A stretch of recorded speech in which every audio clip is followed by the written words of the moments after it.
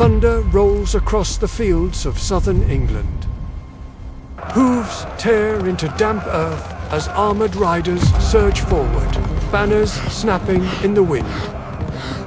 Above them, on the ridge, shields lock together, wood against wood, iron against iron. Men bracing as the ground itself begins to shake. Arrows darken the sky. Steel rings, voices rise, then vanish beneath the roar of battle. A line that has never broken begins to bend. A crown is lost in the chaos. This was not merely a battle for land, or pride, or vengeance. This was the day England changed forever. This was Hastings. Dawn breaks slowly over the hills of southern England. A pale light seeps through low mist, revealing a land that appears untouched, as if unaware of what is about to unfold upon it. But this silence has been earned, and it has been crossed. Weeks earlier, King Edward the Confessor died without an heir, and with him, the future of England fell into dispute. Across the sea, William of Normandy claimed the crown was promised to him by oath, by honor, and by right. Here, on this ridge, Harold Godwinson stands crowned by English hands, determined to defend what he believes is his. Two men, two claims, one kingdom. Now they wait. Men stand in silence. They adjust leather straps worn smooth by years of use, tighten their grip on spear shafts and shield rims, and listen, not for commands, but for signs. There are no horns yet, no shouted orders, only the weight of what is coming. Across the field, two men prepared to decide the fate of a kingdom. Below the ridge stands William, Duke of Normandy, surrounded by the force he has brought across the sea. Cavalry assembled in disciplined ranks, knights armored in mail, mounted and ready, a weapon unlike anything England has faced in this number. These are professionals, men trained to fight from the saddle, to break formations, to turn momentum into victory. William does not need to shout. His army is already moving with purpose.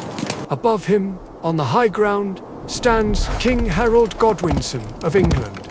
His army waits on the ridge, shield locked to shield, spear braced forward. Farmers, housecarls, nobles, bound together not by conquest, but by defense. There are no horses here, no charge waiting to be unleashed. Only ground held, line maintained, resolve tested. William trusts in speed, discipline, and shock. Harold trusts in position, unity, and endurance. Cavalry below, infantry above. Two armies, two ways of war, and between them, a single slope that will decide England's future. The signal is given, and the stillness shatters. Norman horns cut through the air, and the line below the ridge begins to move. Archers step forward first, loosing arrows toward the hilltop, rising and falling like dark rain.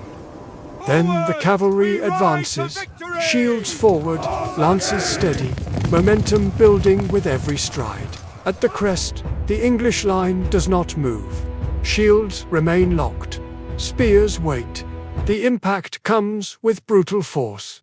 Wood splinters, iron crashes. The Norman assault recoils, thrown back down the slope. The shield wall holds for a moment. The outcome is uncertain. For a moment, the old ways seem enough. The battle grinds on, and certainty begins to erode. Along the slope, the Norman advance falters, then falls back. From above, it looks like retreat. Men surge forward, breaking formation, chasing what appears to be victory. But it is an illusion. The Normans turn again. What had been flight becomes attack. The shield wall, once unbroken, is now stretched and thinning. Gaps appear. Momentum shifts, not in a single moment, but inch by inch. As the sun lowers, the fighting titans around the ridge, Harold remains at the center, surrounded by his household guard. He holds, arrows fall again, loosed high into the sky. One strikes true. Whether by shaft or by blade, history cannot say. Harold Godwinson falls. The shield wall collapses inward, no longer a line, but a breaking memory of one. The last resistance folds beneath the weight of the Norman advance. And with the fall of its king, England's defense comes to an end.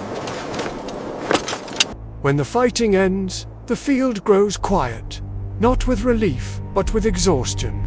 The wind moves through broken grass and fallen banners, carrying the last echoes of the dead. The dead lie where they fell, kings and commoners alike. William of Normandy stands victorious, but not triumphant. From this field will come new rulers, new laws, and a new order. England will change. Hastings was not the end of England, but it was the end of the England that came before. And long after the banners are gone, the echoes of this day will remain, written into the bones of the land itself. If this story moved you, share it. Follow for more moments that shaped the world.